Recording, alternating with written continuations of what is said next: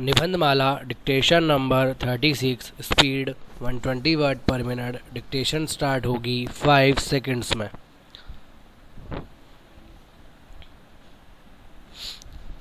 Dictation start.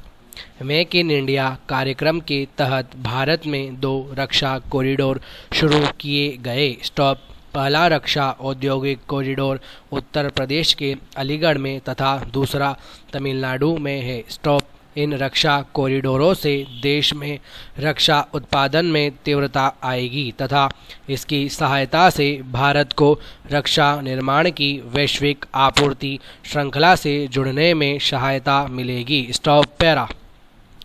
रक्षा के क्षेत्र में देश को आत्मनिर्भर बनाने के लिए 9 अगस्त 2020 को देश के रक्षा मंत्रालय द्वारा 161 रक्षा उपकरणों के विदेश से आयात पर रोक लगाने का फैसला लिया गया। स्टॉप। अब ये रक्षा उपकरण आत्मनिर्भर भारत योजना के तहत भारत में ही बनाए जाएंगे। स्टॉप। जिन रक्षा उपकरणों का भारत में निर्माण किया जाएगा, उनमें artillery guns, assault rifle, corvettes, sonar system, transport aircraft, radar व व्हील्ड आर्म्ड व्हीकल सहित कई अन्य जरूरी उपकरण शामिल हैं। स्टॉप। उन उपकरणों का भारत में बनाने का उद्देश्य घरेलू रक्षा उद्योग को भारतीय सेना की ज़रूरतें पूरी करने के लिए तैयार करना है। स्टॉप। इस दिशा में भारतीय रक्षा मंत्रालय द्वारा वर्ष 2020-21 के रक्षा बजट को 2 भागों में बांटा गया है, जिसके तहत घरेलू और विदेशी रक्षा खरीद का बजट अलग अलग होगा। Stop para.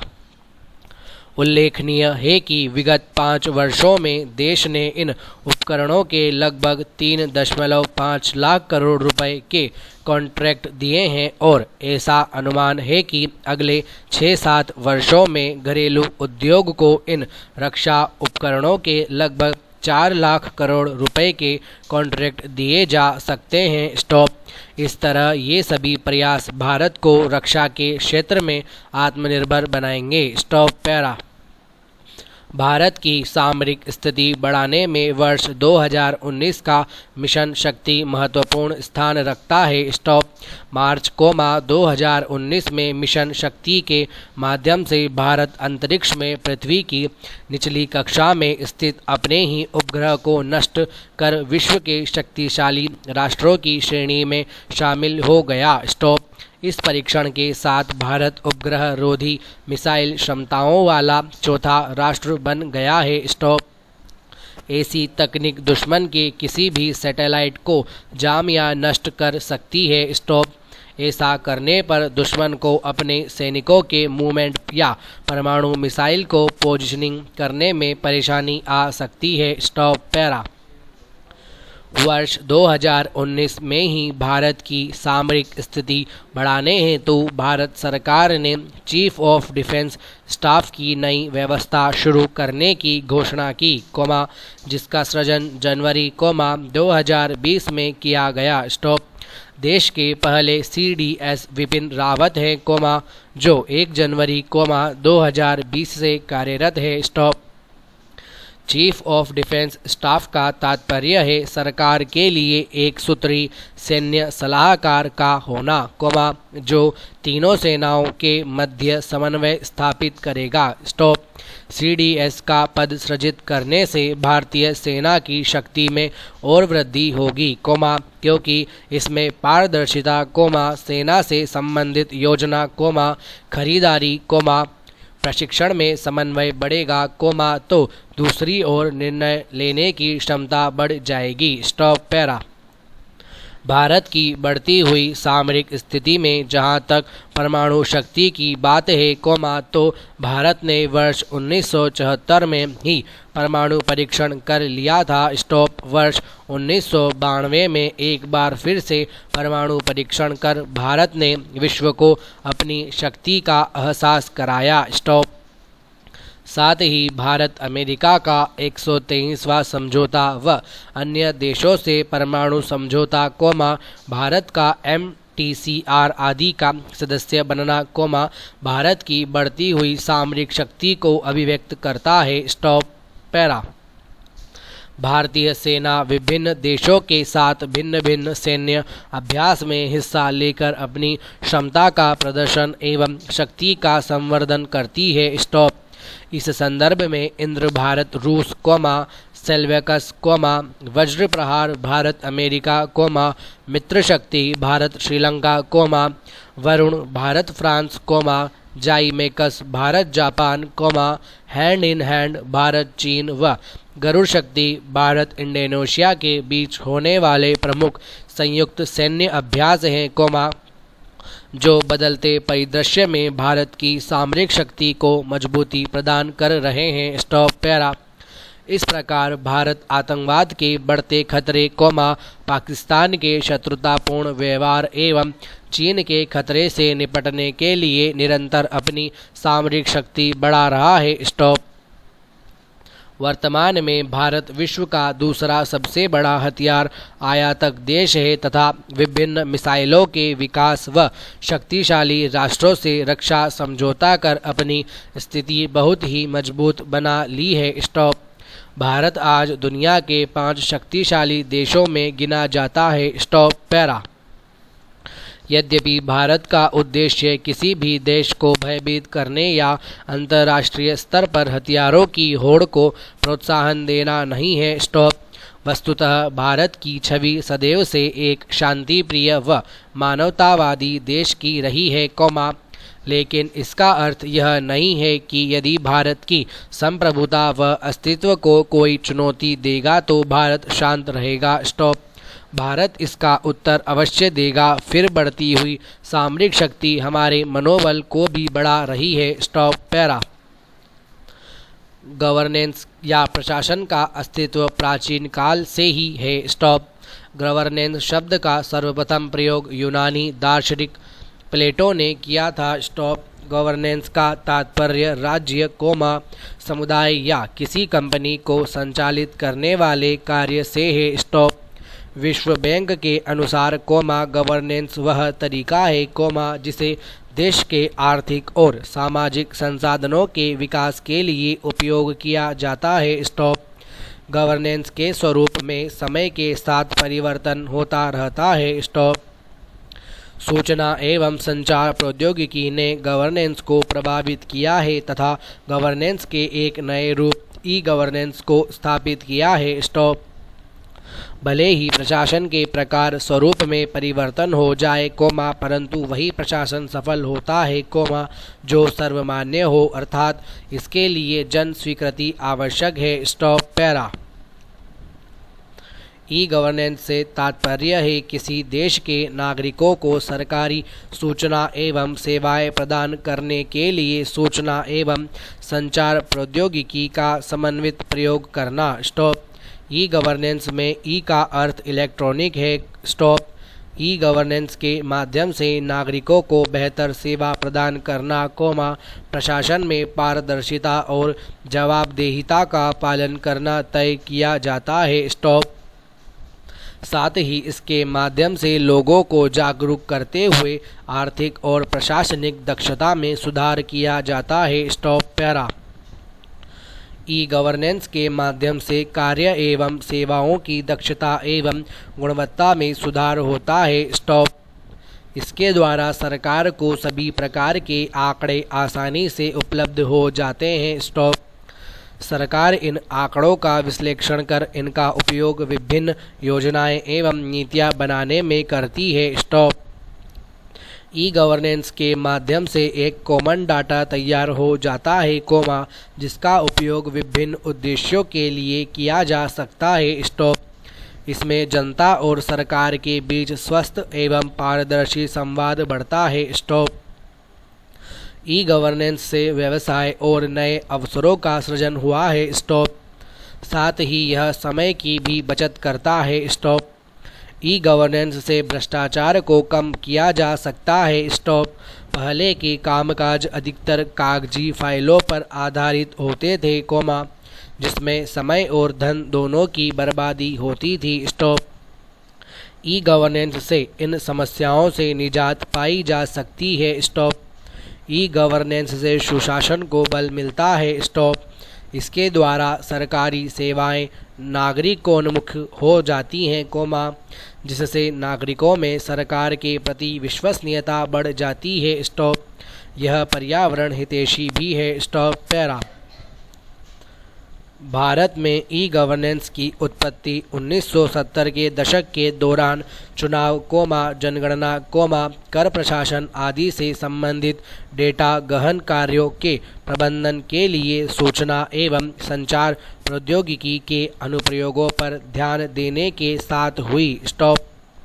भारत में ई गवर्नेंस की दिशा में पहला बड़ा प्रयास था, वर्ष 1977 में इलेक्ट्रॉनिक्स विभाग का गठन, वर्ष 1980 में राष्ट्रीय सूचना विज्ञान केंद्र की स्थापना की गई, जिसने देश के सभी जिला कार्यालयों को कंप्यूटरीकृत करने के लिए जिला सूचना प्रणाली कार्यक्रम शुरू किया। स्टॉप। इसी प्रकार, ई गवर्नेंस को बढ़ावा देने की दिशा में वर्ष 1990 में लॉन्च NICNET एक क्रांतिकारी कदम था। स्टॉप। ई गवर्नेंस को बढ़ावा देने हेतु इसके अंतर्गत कई महत्वपूर्ण योजनाओं को संचालित किया गया है, जो काफ़ी लाभप्रद साबित हुई है, ऐसी प्रमुख योजनाएं एवं कार्यक्रम निम्न हैं। राष्ट्रीय ई गवर्नेंस योजना। भारत सरकार ने वर्ष 2006 में इस योजना की शुरुआत की थी, जिसका लक्ष्य कॉमन सर्विस सेंटरों के माध्यम से आम नागरिकों को सभी सरकारी सेवाओं तक पहुंच प्रदान करते हुए सक्षमता, पारदर्शिता और विश्वसनीयता सुनिश्चित करना है। स्टॉप। भारत में आज 3.47 लाख सामान्य सेवा केंद्र हैं, जिनकी सहायता से विभिन्न सेवाओं को डिजिटली रूप से उपलब्ध कराया जा रहा है। स्टॉप। इन केंद्रों से विशेषतः ग्रामीण समाज के उपेक्षित वर्गों का सशक्तिकरण हुआ है और 12 लाख से अधिक लोगों को रोजगार मिला है। स्टॉप। Digital India. भारत में ई गवर्नेंस को बढ़ावा देने के लिए सूचना प्रौद्योगिकी के माध्यम से वर्ष 2015 में डिजिटल इंडिया कार्यक्रम प्रारंभ किया गया। स्टॉप। डिजिटल इंडिया ने भारत में गवर्नेंस की दिशा में क्रांतिकारी परिवर्तन ला दिया है। स्टॉप। इस कार्यक्रम ने सरकारी सेवाओं की सुविधा हेतु लोगों को घर बैठे डिजिटल प्लेटफॉर्म दिया है। स्टॉप। इस कार्यक्रम के अंतर्गत कुछ महत्वपूर्ण नागरिक केंद्रित सेवाओं को देखा जा सकता है, प्रत्यक्ष लाभ अंतरण। इसके अंतर्गत सरकार की ओर से मिलने वाले लाभों को सीधे लाभार्थियों के बैंक खाते में अंतरित किया जाता है। स्टॉप। इसमें लगभग 440 कार्यक्रमों को शामिल किया गया है। स्टॉप। आज करोड़ों की बचत होती है। स्टॉप। पैरा। Digi locker. यह नागरिकों को उनके सार्वजनिक और निजी दस्तावेजों को पब्लिक क्लाउड में सुरक्षित रखने के लिए निजी स्थान पर उपलब्ध कराकर कागज विहीन अभिशासन उपलब्ध कराता है। स्टॉप। उमंग। यह अनेक सरकारी सेवाएं उपलब्ध कराने वाला संपूर्ण मोबाइल ऐप है। स्टॉप। मेरी सरकार। यह साझा डिजिटल प्लेटफॉर्म उपलब्ध कराता है, जिसमें नागरिक सरकारी कार्यक्रमों और योजनाओं के बारे में अपना विचार साझा करता है। स्टॉप। डिजिटल भुगतान। आज कई डिजिटल भुगतान साधन या तंत्र जैसे भीम ऐप, भीम आधार, भारत QR कोड आदि शुरू किए गए हैं। स्टॉप। अक्टूबर 2016 से मार्च 2019 तक डिजिटल भुगतान के लेन देन में 8000 गुना वृद्धि हुई है। स्टॉप। आज लोग ऑनलाइन शॉपिंग कर रहे हैं। स्टॉप। इससे बैंकों में जाकर काम कराने वाला समय बच रहा है। स्टॉप।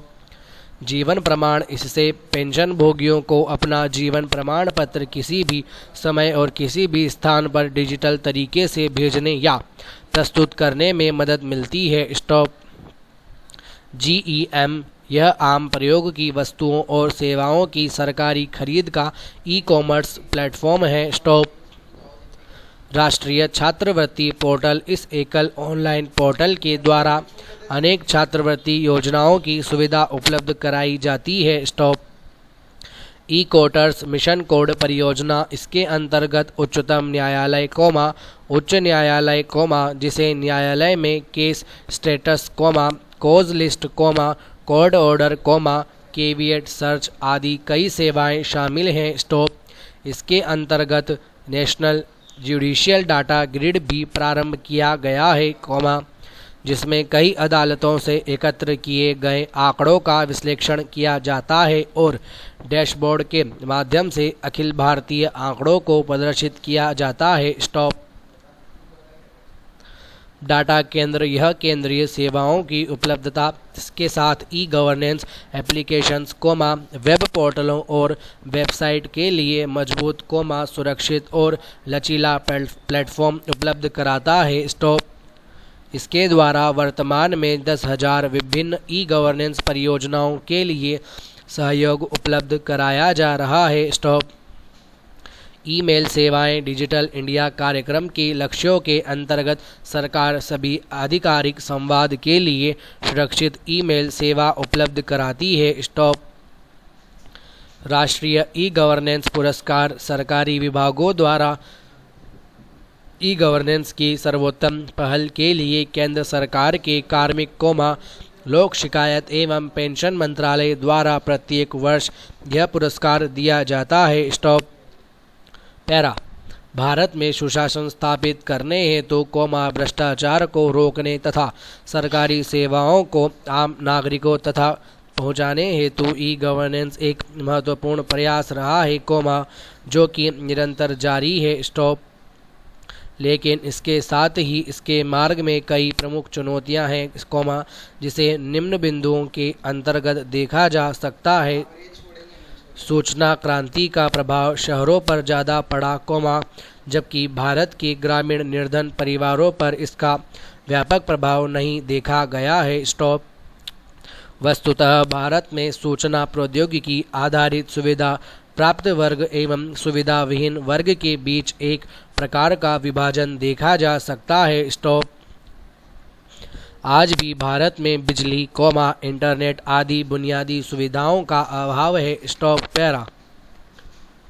ई गवर्नेंस हेतु किए जाने वाले उपाय काफ़ी महंगे होते हैं। स्टॉप अर्थात इन पर प्रारंभ में काफ़ी ज़्यादा सार्वजनिक व्यय करना पड़ता है, जो कि भारत जैसे विकासशील देशों के लिए एक प्रकार की बाधा है। स्टॉप भारत में ई गवर्नेंस को बढ़ावा तो दिया जा रहा है, लेकिन इसमें डेटा लीक, साइबर हमला आदि का खतरा रहता है। स्टॉप शैक्षणिक पिछड़ापन व जागरूकता में कमी भी है, ई गवर्नेंस के मार्ग में बाधा है। स्टॉप साथ ही मंत्रियों एवं वरिष्ठ नौकरशाही के द्वारा आज भी कंप्यूटर के प्रयोग से बचा जाता है, क्योंकि उन्हें प्रयोग करना ही नहीं आता है। Stop para.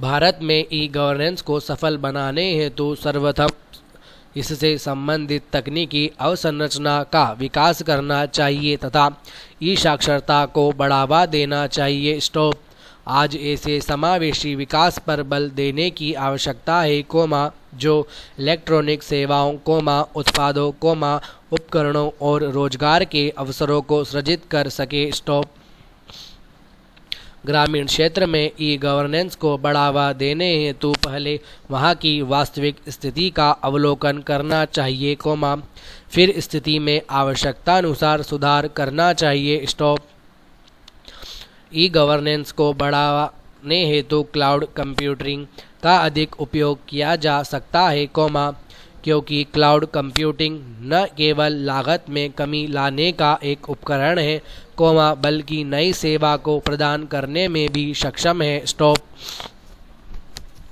साथ ही शिक्षा प्रणाली में सुधार और रोजगार सृजन में भी सहायक है। स्टॉप भारत में ई गवर्नेंस को बढ़ावा देने हेतु क्षेत्रीय भाषाओं का प्रयोग किया जा सकता है। Stop para. गांधी जी का कहना था कि कोई भी नीति तभी बेहतर मानी जा सकती है, जब वह समाज के निचले पायदान के आंसुओं को पोंछने में सक्षम हो। स्टॉप इसी को आधार बनाते हुए यह कहा जा सकता है कि ई गवर्नेंस ने सरकार और जनता के बीच की दूरी को कम किया है। स्टॉप। आज हम नागरिक भी सामुदायिक सेवा केंद्र से लाभ उठा रहे हैं, सरकारी सहायता सीधे उनके बैंक खाते में आ रही है। स्टॉप।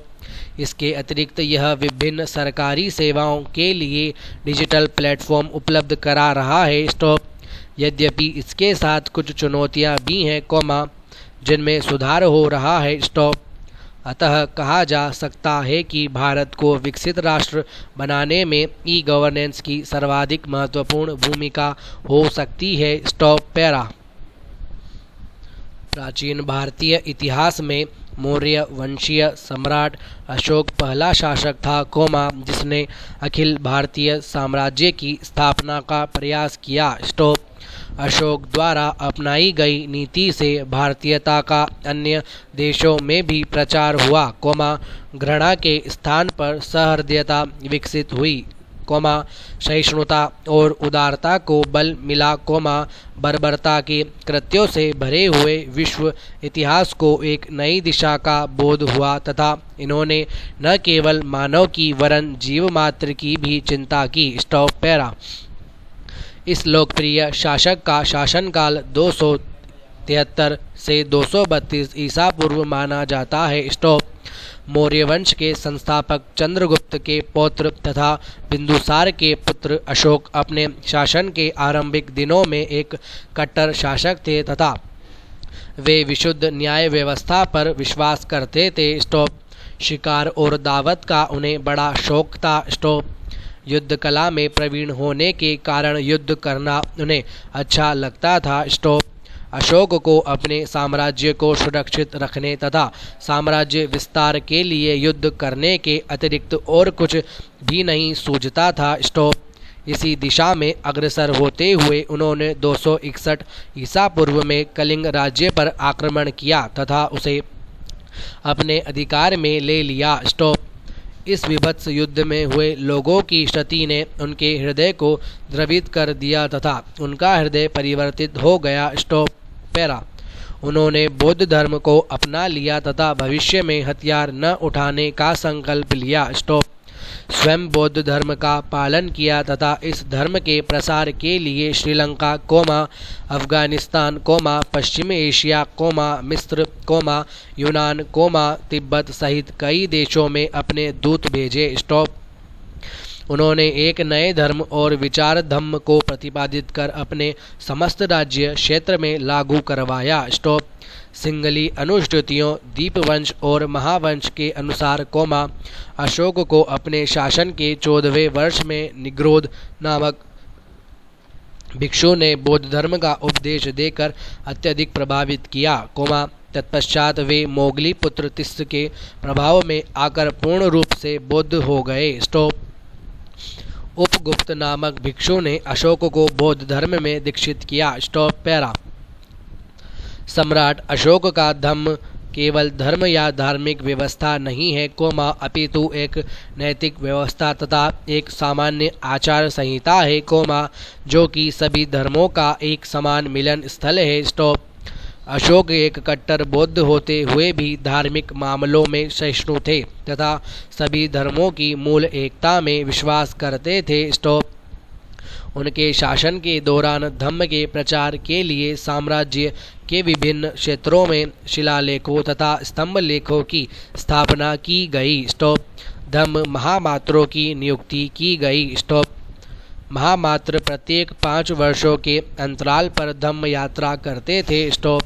अशोक ने अनेक जन कल्याणकारी कार्य और प्रशासनिक सुधार किए। स्टॉप। इन कार्यों में मनुष्य और पशुओं के लिए चिकित्सालय खोलना, जड़ी बूटियों, कंदमूल और फलों सहित औषधियाँ, पौधों के संवर्धन के लिए वनस्पतिक उद्यान लगवाना, यात्रियों और पशुओं की सुविधा के लिए सड़कों के किनारे कुएं खुदवाना, स्त्रियों के कल्याण के लिए तथा उनमें धम्म प्रचार के लिए स्त्री अध्यक्ष महामात्रों की नियुक्ति करना आदि शामिल है। स्टॉप।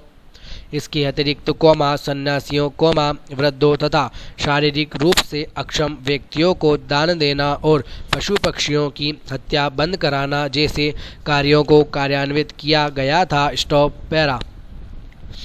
सम्राट अशोक ने अपने शासनकाल के 10वें वर्ष में सर्वप्रथम बोधगया की यात्रा की, इसके पश्चात अपने राज्याभिषेक के 20वें वर्ष में लुम्बिनी की यात्रा की थी तथा उस ग्राम को कर मुक्त घोषित कर दिया। स्टॉप। उनके शासनकाल में ही पाटलिपुत्र में तृतीय बौद्ध संगति का आयोजन किया गया, जिसकी अध्यक्षता मोगलीपुत्र तृतीय ने की थी। स्टॉप। इसी संगति में अभिधम्म पिटक की रचना हुई थी। स्टॉप। अशोक की सबसे बड़ी विशेषता यह थी कि उन्होंने अपने जीवन के अंत तक केवल धम्म के बल पर साम्राज्य को एकता के सूत्र में बांधे रखा। स्टॉप। मानव इतिहास में अशोक एक ऐसे महानतम शासक थे, जिनका शासनकाल राष्ट्रों के आख्यान में एक अनुपम तथा उज्जवल युग का प्रतीक है। स्टॉप। उनकी महानता इस बात में निहित है कि आज से इतने वर्ष पूर्व भी अपने शासन में इतने सुस्पष्ट रूप से उन्होंने मानव मूल्यों की स्थापना की थी और भारत में नैतिक जागृति उत्पन्न करने के लिए आजीवन कर्मठ प्रयास किए। Stop para. एक सर्वोच्च एवं सक्रिय मानवतावादी शासक के रूप में अशोक का दृष्टांत अद्वितीय है। स्टॉप। अनेक विद्वानों ने अशोक की तुलना विश्व इतिहास की विभूतियों Constantine, Antonius, Akbar, Saint Paul, Napoleon तथा सीजर के साथ की है। स्टॉप। H.G. वेल्स के अनुसार, अशोक का चरित्र इतिहास के स्तंभों को भरने वाले राजाओं, सम्राटों, धर्माधिकारियों, संत महात्माओं आदि के बीच प्रकाशमान है और आकाश में प्रायः एकाकी तारे की तरह चमकता है। Stop para. हिंदी के मूर्धन्य कवि सोहनलाल द्विवेदी ने जिस महान व्यक्ति का वर्णन करते हुए ऐसा लिखा है, वे कोई और नहीं, बल्कि भारत के राष्ट्रपिता मोहनदास करमचंद गांधी हैं। स्टॉप। संपूर्ण विश्व में महात्मा गांधी के नाम से विख्यात गांधी जी द्वारा अपनाई गई सत्य, अहिंसा और सत्याग्रह की नीति ने न केवल भारत, बल्कि विश्व राजनीति को भी नई दिशा एवं दशा प्रदान की। Stop para. महात्मा गांधी का जन्म 2 अक्टूबर 1870 को गुजरात के पोरबंदर नामक स्थान पर एक समृद्ध परिवार में हुआ था। स्टॉप। उनके पिता करमचंद गांधी पोरबंदर के दीवान थे। स्टॉप। उनकी माता पुतलीबाई अत्यंत धार्मिक प्रवृत्ति की महिला थी। स्टॉप। घर के धार्मिक परिवेश का प्रभाव मोहनदास पर भी पड़ा, इसीलिए उन्होंने राजनीति में आने के बाद भी धर्म का साथ नहीं छोड़ा। स्टॉप। गांधी जी की प्रारंभिक शिक्षा पोरबंदर के एक स्कूल में हुई। स्टॉप। प्रवेश परीक्षा के बाद उन्हें उच्च शिक्षा के लिए भावनगर के श्यामलदास कॉलेज में भेजा गया, किंतु वहां उनका मन नहीं लगा। स्टॉप। बाद में उनके भाई लक्ष्मीदास ने उन्हें बैरिस्टर की शिक्षा प्राप्त करने के लिए इंग्लैंड भेज दिया। Stop para.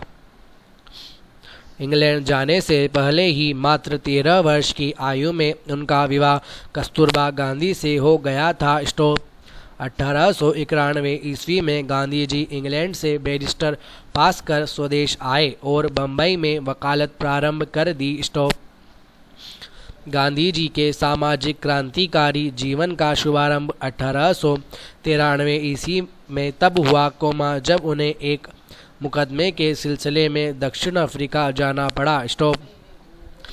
वहां उन्होंने अंग्रेजों को भारतवासियों एवं वहां के मूल निवासियों के साथ बहुत बुरा व्यवहार करते देखा। स्टॉप।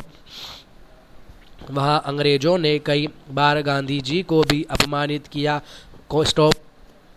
फलतः उन्होंने अंग्रेजों के अपमान के विरुद्ध मोर्चा संभालते हुए अपने विरोध के लिए सत्याग्रह एवं अहिंसा का रास्ता चुना। Stop para. वे जब तक दक्षिण अफ्रीका में रहे, वहां बसे हुए भारतीयों एवं अश्वेतों को उनके मानव सुलभ अधिकार दिलाने का प्रयत्न करते रहे। स्टॉप। उन्होंने अपने उद्देश्यों की पूर्ति हेतु अफ्रीका प्रवास के दौरान लोगों को शिक्षित करने के लिए अध्यापक के रूप में, गरीबों की सेवा के लिए चिकित्सक के रूप में, कानूनी अधिकार के लिए अधिवक्ता के रूप में एवं जनता को जागरूक करने के लिए पत्रकार के रूप में कार्य किए। अपने जीवन काल में उन्होंने अनेक पुस्तकों की रचना की। माई एक्सपेरिमेंट्स विद ट्रूथ उनकी विश्व प्रसिद्ध आत्मकथा है। पैरा। दक्षिण अफ्रीका में गांधी जी के द्वारा किए गए उन कार्यों की ख्याति भारत में भी फैल चुकी थी, इसलिए जब वे स्वदेश वापस आए, तो उनका गोपाल कृष्ण गोखले एवं लोकमान्य बाल गंगाधर तिलक जैसे नेताओं ने भव्य स्वागत किया। भारत में गांधी जी ने जो पहला महत्वपूर्ण कार्य किया, वह था बिहार के चंपारण जिले के नीलह किसानों को अंग्रेजों से मुक्ति दिलाना। वर्ष 1917 में गांधी जी के सत्याग्रह के फलस्वरूप ही चंपारण के किसानों का शोषण समाप्त हो सका। पैरा। भारत में अपने उद्देश्यों की पूर्ति के लिए गांधी जी ने गुजरात के अहमदाबाद में साबरमती आश्रम की स्थापना की। इसके बाद अंग्रेज सरकार के विरुद्ध उनका संघर्ष प्रारंभ हुआ और भारतीय राजनीति की बागडोर एक तरह से उनके हाथों में आ गई। वे जानते थे कि सामरिक रूप से संपन्न ब्रिटिश सरकार से भारत को मुक्ति, लाठी और बंदूक के बल पर नहीं मिल सकती, इसीलिए उन्होंने सत्य और अहिंसा की शक्ति का सहारा लिया। अपने पूरे संघर्ष के दौरान उन्हें कई बार जेल भी जाना पड़ा। अंग्रेजों का विरोध करने के लिए वर्ष 1920 में उन्होंने असहयोग आंदोलन प्रारंभ किया। पैरा। अंग्रेजों ने जब नमक पर कर लगाया, तो गांधी जी ने 13 मार्च 1930 को अपनी दांडी यात्रा आरंभ की और 24 दिनों की यात्रा के पश्चात अपने हाथों से दांडी में नमक बनाकर कानून तोड़ा तथा सविनय अवज्ञा आंदोलन चलाया। इस बीच वे गांधी इरविन समझौते के लिए इंग्लैंड भी गए, किंतु यह समझौता अंग्रेजों की बदनीयती के कारण टूट गया, परिणाम स्वरूप यह आंदोलन वर्ष 1934 तक चलता रहा। वर्ष 1942 में भारत छोड़ो आंदोलन के दौरान लोगों को करो या मरो का नारा देकर इस आंदोलन में उन्होंने महत्वपूर्ण भूमिका निभाई। गांधी जी के प्रयत्नों से अंततः भारत 15 अगस्त 1947 को स्वतंत्र हुआ।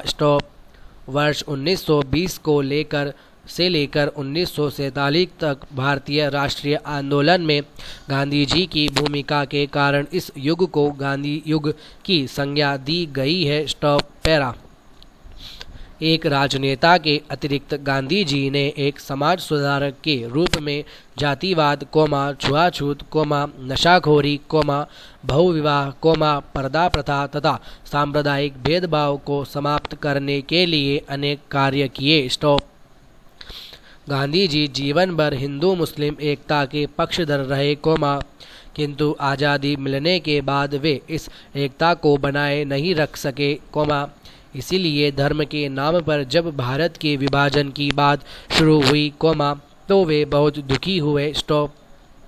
वे नहीं चाहते थे कि विभाजन हो, किंतु परिस्थितियां ऐसी बन गई कि विभाजन को नहीं रोका जा सका। पैरा। दुख की बात यह है कि गांधी जी को समझने में हिंदू और मुसलमानों दोनों से ही भूल हुई। कट्टरवादी मुस्लिमों की प्रतिक्रिया में भारत में भी एक कट्टरवादी हिंदू संगठन पैदा हो गया। पाकिस्तान बनने के बाद भी गांधी जी पाकिस्तान की आर्थिक मदद करना चाहते थे। कट्टरवादी हिंदू संगठनों ने गांधी जी की इस नीति का विरोध किया। 30 जनवरी 1948 को जब वे प्रार्थना सभा में जा रहे थे, तब नाथूराम गोडसे नामक व्यक्ति ने गोली मारकर उनकी निर्मम हत्या कर दी। इस तरह सत्य और अहिंसा के इस महान पुजारी का दुखद अंत हो गया। गांधी जी ने अपने स्वनिर्भर सिद्धांत के तहत खादी एवं चरखा को प्रोत्साहित किया। स्टॉप। साथ ही लघु एवं कुटीर उद्योगों व अन्य ग्रामोद्योग को प्रोत्साहित करने पर बल दिया। स्टॉप।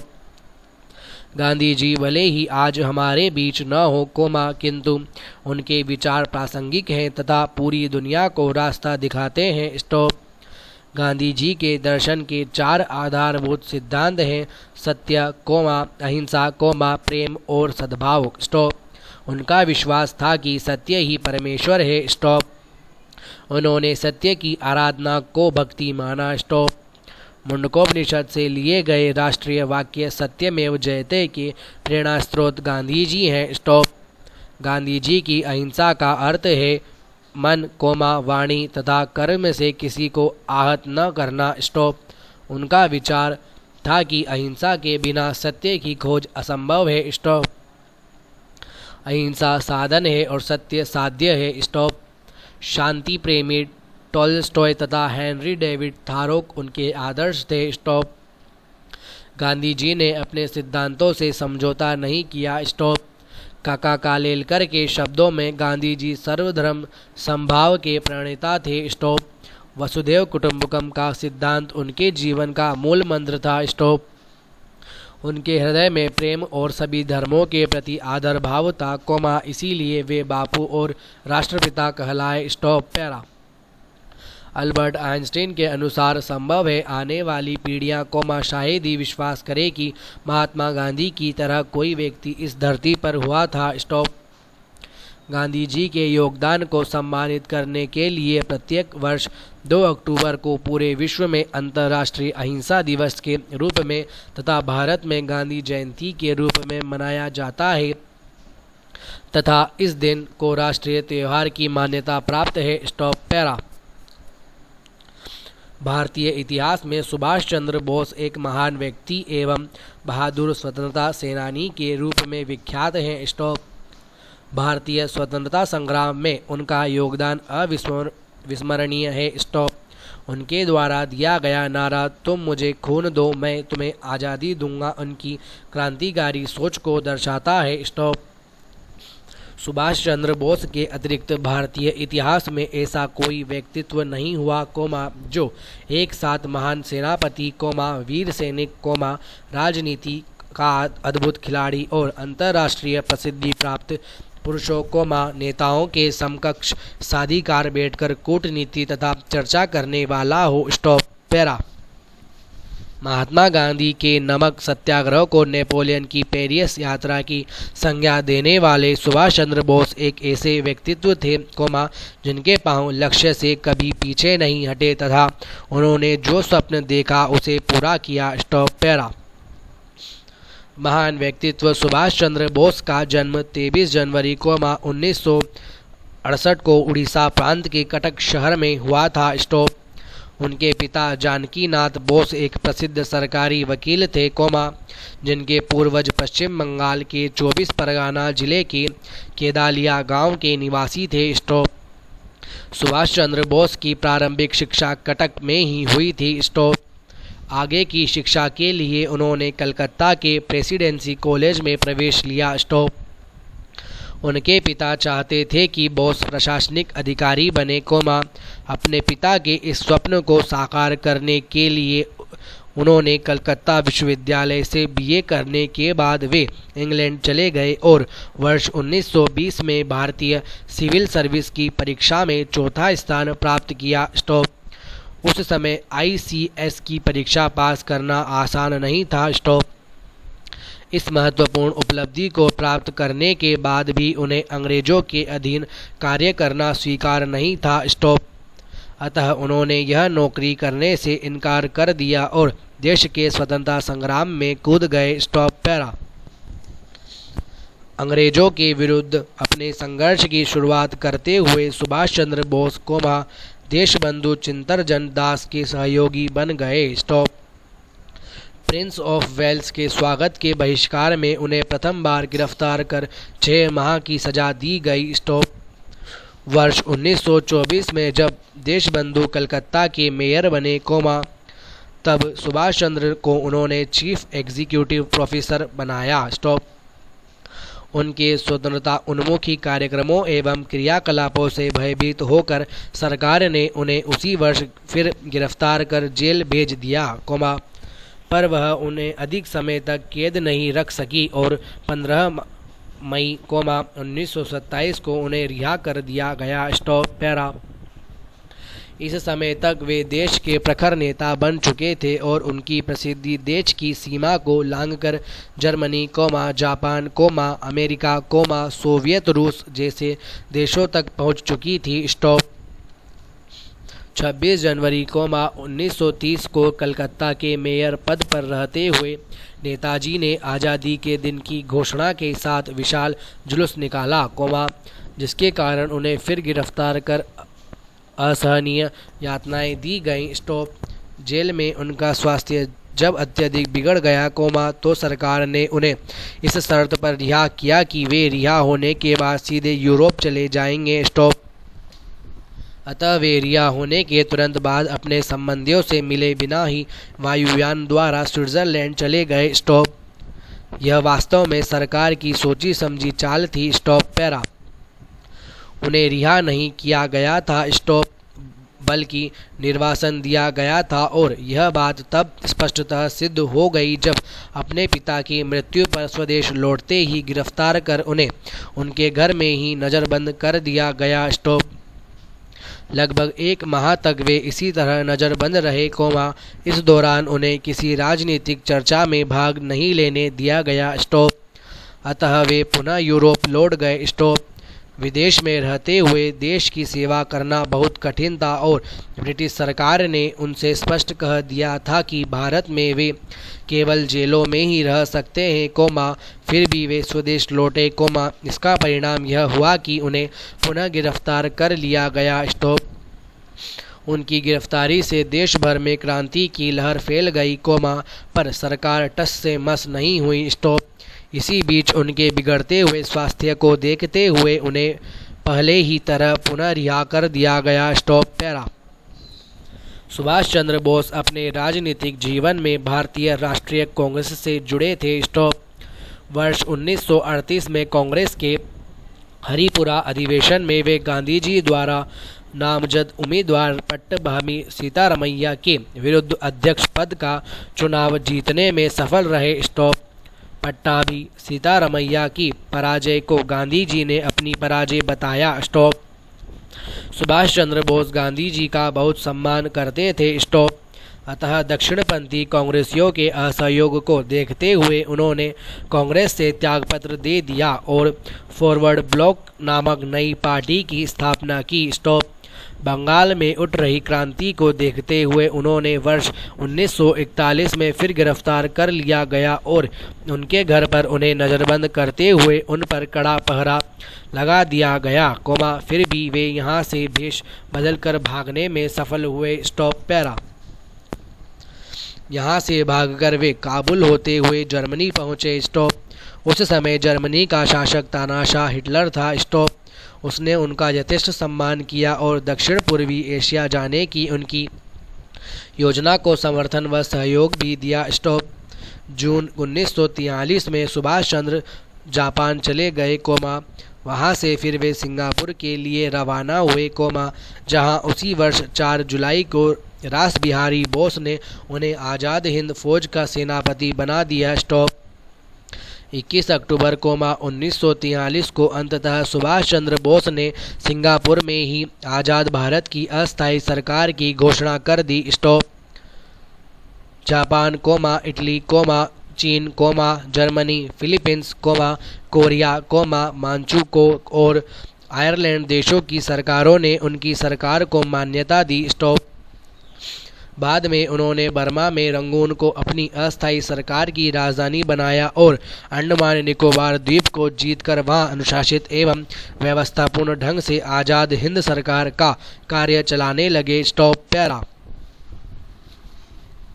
6 जुलाई 1944 को उन्होंने रंगून रेडियो स्टेशन से महात्मा गांधी के नाम एक प्रसारण जारी किया, जिसमें उन्होंने गांधी जी को राष्ट्रपिता कहकर संबोधित किया और युद्ध में विजय के लिए आशीर्वाद और शुभकामनाएं मांगी। स्टॉप। दिल्ली चलो का नारा देकर उन्होंने अपने सैनिकों का उत्साह बढ़ाया एवं कोहिमा एवं मणिपुर के युद्ध में अंग्रेजों के दांत खट्टे कर दिए, परंतु ब्रिटिश सरकार की वायुसेना के सामने आज़ाद हिंद फौज कब तक टिकी रहती। Stop para. सुभाष चंद्र बोस को रंगून छोड़ना पड़ा और 19 मई 1945 को अंग्रेजों ने रंगून पर पुनः कब्जा जमा लिया। स्टॉप। आज़ाद हिंद फौज को इस युद्ध में भले ही हार का सामना करना पड़ा हो, पर ब्रिटिश सरकार के प्रशिक्षित सैनिकों के छक्के छुड़ा देने वाली झांसी रेजिमेंट की वीरांगनाओं के अदम्य साहस, शौर्य और वीरता को कभी भुलाया नहीं जा सकता। Stop para. द्वितीय विश्व युद्ध में जापान की हार के बाद सुभाष चंद्र बोस को नया रास्ता ढूंढना बहुत आवश्यक था, उन्होंने रूस से सहायता मांगने का निश्चय किया। स्टॉप। 18 अगस्त 1945 को वे हवाई जहाज से मंचूरिया की ओर जा रहे थे। स्टॉप। इस सफ़र के दौरान वे लापता हो गए। स्टॉप। 23 अगस्त 1945 को कथित रूप से एक वायुयान दुर्घटना में उनकी मृत्यु हो गई। Stop para. सुभाष चंद्र बोस के प्रति लोगों के अनन्य दुर्लभ प्रेम की भावना का ही परिणाम था कि 20वीं शताब्दी के अंत तक भारतवासी यह मानते रहे कि उनके प्रिय नेताजी की मृत्यु नहीं हुई है और आवश्यकता पड़ने पर वे पुनः देश की बागडोर संभालने को कभी भी आ सकते हैं। स्टॉप। देश के स्वतंत्रता संग्राम में सुभाष चंद्र बोस की भूमिका को देखते हुए जनवरी 1992 में उन्होंने मरणोपरांत देश के सर्वोच्च नागरिक सम्मान भारत रत्न से सम्मानित करने की घोषणा हुई थी, परंतु उनकी मृत्यु की आधिकारिक पुष्टि न होने के कारण यह पुरस्कार नहीं दिया जा सका। स्टॉप। नेताजी आज हमारे बीच सशरीर उपस्थित नहीं है, पर देशभक्ति का उनका अमर संदेश आज भी हमें देश के लिए सर्वस्व न्योछावर करने की प्रेरणा देता है। Stop para. देश प्रेम से ओतप्रोत व्यक्ति हमेशा अपने देश के प्रति कर्तव्यों के पालन हेतु न केवल तत्पर रहता है, बल्कि आवश्यकता पड़ने पर अपने प्राण न्योछावर करने से भी पीछे नहीं हटता। स्टॉप। स्वतंत्रता से पूर्व का हमारे देश का इतिहास ऐसे ही देशभक्तों की वीरतापूर्ण गाथाओं से भरा है, जिनमें भगत सिंह का नाम स्वतः ही युवाओं के दिलों में देशभक्ति एवं जोश की भावना पैदा कर देता है। स्टॉप। स्वतंत्रता की बलिवेदी पर स्वयं को कुर्बान कर उन्होंने भारत में न केवल क्रांति की एक लहर पैदा की, बल्कि अंग्रेजी साम्राज्य के अंत की शुरुआत भी कर दी थी। स्टॉप।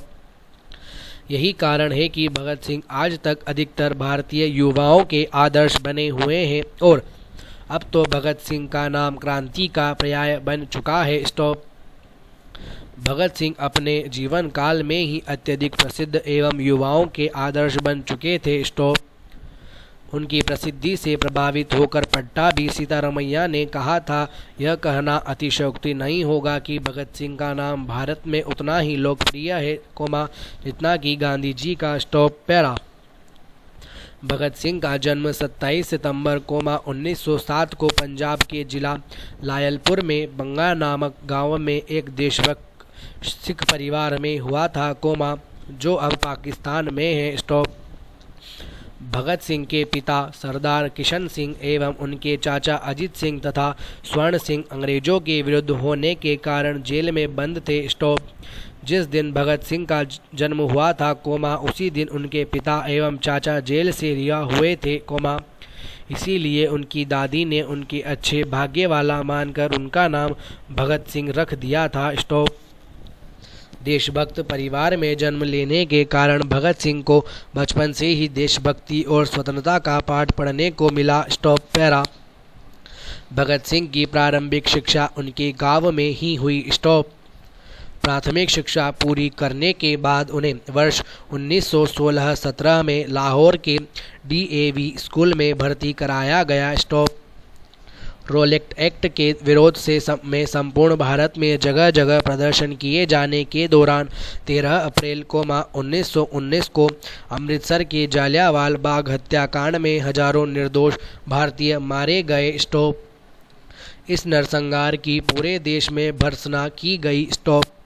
इस कांड का समाचार सुनकर भगत सिंह लाहौर से अमृतसर पहुंचे और जालियांवाला बाग की मिट्टी एक बोतल में भरकर अपने पास रख ली, ताकि उन्हें याद रहे कि देश के इस अपमान का बदला उन्हें अत्याचारी अंग्रेजों से लेना है। Stop para.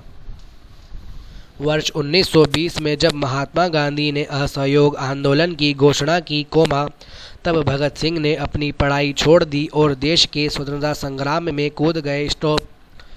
लाला लाजपत राय ने लाहौर में जब नेशनल कॉलेज की स्थापना की, तो भगत सिंह भी इसमें दाखिल हो गए। स्टॉप। इसी कॉलेज में वे यशपाल, सुखदेव, तीर्थराम एवं झंडा सिंह जैसे क्रांतिकारियों के संपर्क में आए। स्टॉप। भगत सिंह ने आत्मकथा the door to death, ideal of socialism, स्वाधीनता की लड़ाई में पंजाब का पहला उभार तथा मैं नास्तिक क्यों हूँ नामक कृतियों की रचना की। Stop para. वर्ष 1928 में साइमन कमीशन जब भारत आया, तो लोगों ने इसके विरोध में लाला लाजपत राय के नेतृत्व में एक जुलूस निकाला। स्टॉप। इस जुलूस में लोगों की भीड़ बढ़ती जा रही थी। स्टॉप। इतने व्यापक विरोध को देखकर सहायक अधीक्षक सैंडर्स बौखला गए और उसने भीड़ पर लाठीचार्ज करवा दिया। स्टॉप। इस लाठीचार्ज में लाला लाजपत राय इतनी बुरी तरह घायल हो गए कि 17 नवंबर 1928 को उनकी मृत्यु हो गई। स्टॉप। यह खबर भगत सिंह के लिए किसी आघात से कम नहीं थी, उन्होंने तुरंत लाला लाजपत राय की मृत्यु का बदला लेने का फैसला कर लिया और राजगुरु, सुखदेव एवं चंद्रशेखर आज़ाद के साथ मिलकर सैंडर्स की हत्या की योजना बनाई। स्टॉप। भगत सिंह की योजना से अंततः सबने मिलकर 17 दिसंबर 1928 को सैंडर्स की गोली मारकर हत्या कर दी। स्टॉप। इस घटना ने भगत सिंह को पूरे देश में लोकप्रिय क्रांतिकारी के रूप में प्रसिद्ध कर दिया। Stop para. भगत सिंह नौजवान भारत सभा, कीर्ति किसान पार्टी तथा हिंदुस्तान सोशलिस्ट रिपब्लिक एसोसिएशन से संबंधित थे। Stop. Hindustan socialist Republic association की केंद्रीय कार्यकारिणी की सभा ने जब पब्लिक सेफ्टी बिल एवं डिस्प्यूट बिल का विरोध करने के लिए केंद्रीय असेंबली में बम फेंकने का प्रस्ताव पारित किया, तो इस कार्य की जिम्मेदारी भगत सिंह ने ले ली। स्टॉप। असेंबली में बम फेंकने का उनका उद्देश्य केवल विरोध जताना था, इसीलिए बम फेंकने के बाद कोई भी क्रांतिकारी वहां से भागा नहीं। स्टॉप। भगत सिंह सहित सभी क्रांतिकारियों को तत्काल गिरफ्तार कर लिया गया। Stop para. इस गतिविधि में भगत सिंह के सहायक बने बटुकेश्वर दत्त को 12 जून 1929 को सेशंस जज ने भारतीय दंड संहिता की धारा 307 तथा विस्फोटक पदार्थ अधिनियम की धारा 3 के अंतर्गत आजीवन कारावास की सजा सुनाई। स्टॉप। इसके बाद अंग्रेज शासकों ने भगत सिंह एवं बटुकेश्वर दत्त को नए सिरे से फंसाने की कोशिश शुरू की। स्टॉप। अदालत की कार्यवाही कई महीनों तक चलती रही। स्टॉप। 26 अगस्त 1930 को अदालत का कार्य लगभग पूरा हो गया। स्टॉप। अदालत ने 7 अक्टूबर 1930 को 68 पृष्ठों का निर्णय दिया। स्टॉप। जिसमें भगत सिंह, सुखदेव तथा राजगुरु को फांसी की सजा निश्चित की गई थी। स्टॉप। इस निर्णय के विरुद्ध नवंबर 1930 में प्रिवी काउंसिल में अपील दायर की गई, किंतु यह अपील भी 10 जनवरी 1931 को रद्द कर दी गई। Stop para. भगत सिंह को फांसी की सजा सुनाए जाने के बाद से पूरे देश में क्रांति की एक अनोखी लहर उत्पन्न हो गई थी। स्टॉप। क्रांति की इस लहर से अंग्रेज सरकार डर गई। स्टॉप। फांसी का समय 24 मार्च 1931 निर्धारित किया गया था, किंतु सरकार ने जनता की क्रांति के डर से कानून के विरुद्ध जाते हुए 23 मार्च को ही सायकाल उन्हें फांसी देने का निश्चय किया। स्टॉप। जेल अधीक्षक जब फांसी लगाने के लिए भगत सिंह को लेने उनकी कोठरी में गए, तो उस समय वे लेनिन का जीवन चरित्र पढ़ रहे थे। Stop para. जेल अधीक्षक ने उनसे कहा, सरदार जी फांसी का वक्त हो गया है, आप तैयार हो जाइए। स्टॉप।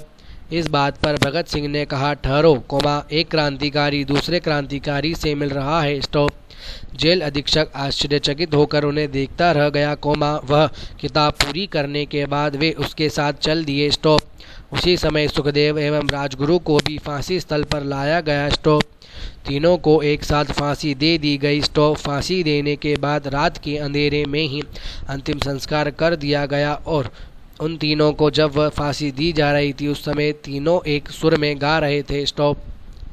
अंग्रेज सरकार ने भगत सिंह को फांसी देकर समझ लिया था कि उन्होंने उनका जीवन समाप्त कर दिया, परंतु यह उनकी भूल थी, स्टॉप। भगत सिंह अपना बलिदान देकर अंग्रेजी साम्राज्य की समाप्ति का अध्याय शुरू कर चुके थे, स्टॉप। भगत सिंह जैसे लोग कभी मरते नहीं, वे अत्याचार के विरुद्ध हर आवाज़ के रूप में जिंदा रहेंगे और युवाओं का मार्गदर्शन करते रहेंगे, स्टॉप। उनका नारा इंकलाब जिंदाबाद सदा युवाओं के दिल में जोश भरता रहेगा, फुल स्टॉप।